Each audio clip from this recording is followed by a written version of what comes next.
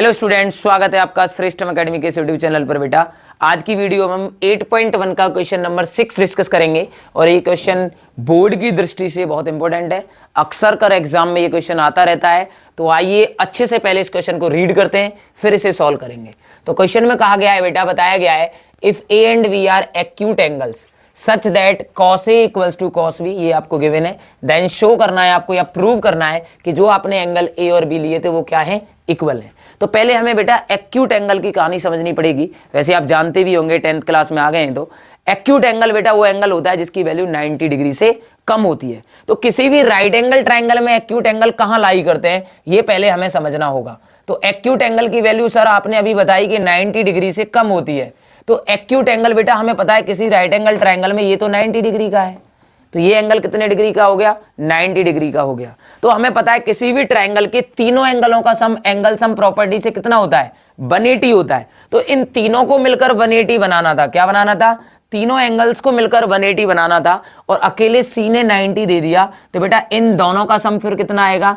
आप angle sum property से solve करोगे तो इन दोनों का सम क्या रह जाएगा, 90, क्योंकि तीनों को मिलकर 180 देना था और इस अकेले ने 90 डिग्री दे दिया, तो इन दोनों को मिलकर क्या देना पड़ेगा, 90 देना पड़ेगा। तो इसका मतलब ये हुआ जब ये दोनों मिलकर 90 देंगे तो इसका मतलब ये दोनों 90 से छोटे आएंगे और इससे पता चल जाएगा कि ये दोनों एंगल कैसे हैं, एक्यूट एंगल है। तो ये हमेशा ध्यान रखो, किसी भी राइट एंगल ट्राइंगल में ये दो एंगल जो होते हैं ये क्या होते हैं, आपके एक्यूट एंगल होते हैं, क्योंकि सर इन दोनों की वैल्यू 90 से छोटी आती है। सपोज करो अगर इसकी वैल्यू 30 आई तो बेटा फिर इसकी वैल्यू आपको 60 मिलने वाली है। अगर इसकी वैल्यू 40 आई तो फिर इसकी वैल्यू आपको क्या मिलने वाली है, 50 मिलने वाली है।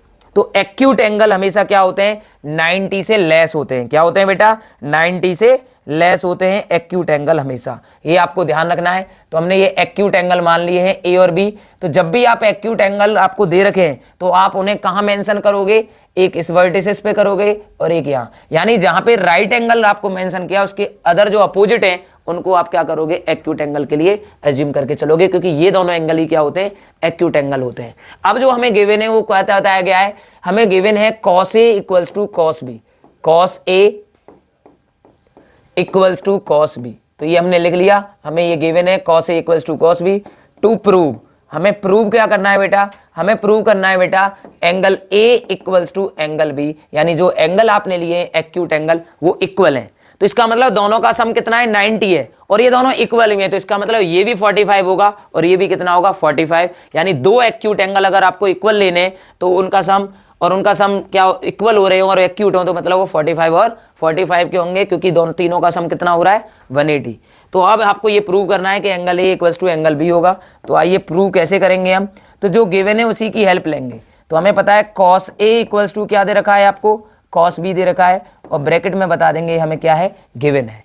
अब बेटा हमें पता है cos का जो रेशियो होता है वो क्या होता है, सर cos का रेशियो तो परपेंडिकुलर अपॉन बेस होता है या बेस अपॉन हाइपोटेनस होता है, सर बेस अपॉन हाइपोटेनस होता है। तो हम cos का रेशियो लिख लेते हैं बेस अपॉन हाइपोटेनस। तो इस वाले का भी क्या हो जाएगा, बेस अपॉन हाइपोटेनस। लेकिन ये बेस और हाइपोटेनस एंगल के अकॉर्डिंग चेंज होते रहते हैं, मैंने आपको बताया था।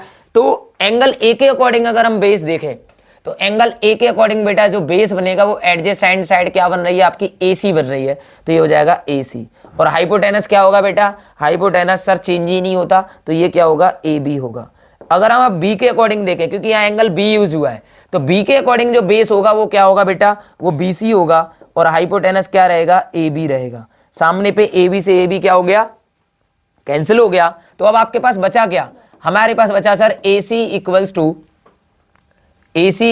BC। क्या बचा, AC इक्वल्स टू BC बचा। तो हम यहां से लिख सकते हैं AC इक्वल्स टू BC, यानी हम इस ट्राइंगल को सॉल्व करते गए अकॉर्डिंग टू कंडीशन और हमें ये मिला कि AC इक्वल्स टू BC है। तो AC अगर आप इस डायग्राम में देखें तो ये आपका AC है, यानी ये वाली साइड किसके इक्वल आ गई, BC के इक्वल आ गई।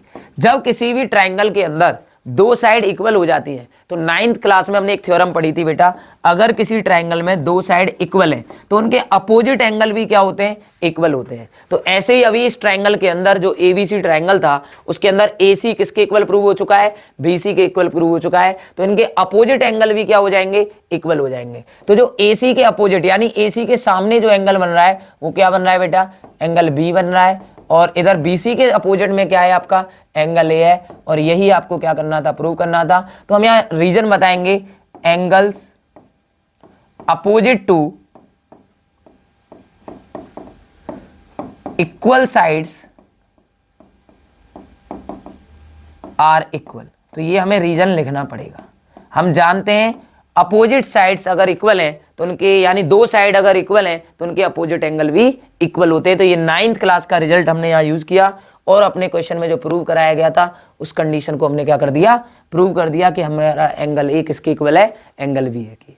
तो उम्मीद है कि ये क्वेश्चन आपको अच्छे से समझ आया होगा। धन्यवाद।